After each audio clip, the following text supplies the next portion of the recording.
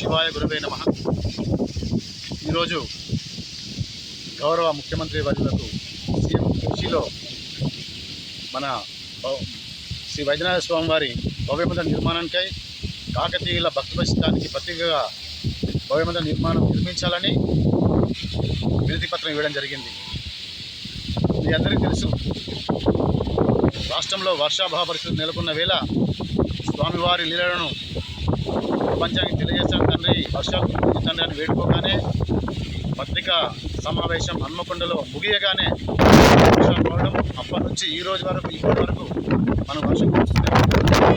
ఈరోజు స్వామి వివేకానంద వారు చికాగోలో జరిగినటువంటి సర్వధర్మ సమ్మేళనంలో పాల్గొన్న రోజు ఈరోజు సెప్టెంబర్ 11 అనేది. ఇంతటి ముఖ్యమైన రోజు మనం సీఎం పేషీలో వినతి పత్రం ఇవ్వడం గర్వంగా ఉంది.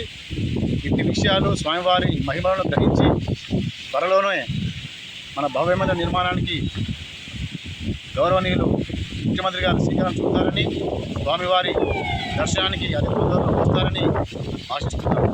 మీ కిషన్ రెడ్డి, శ్రీ వైద్యనాథ స్వామి దేవాలయం, ఐరవగుట్ట స్టేషన్ గన్పూర్. ఓం నమః శివాయ. సర్వభూత తే రథః.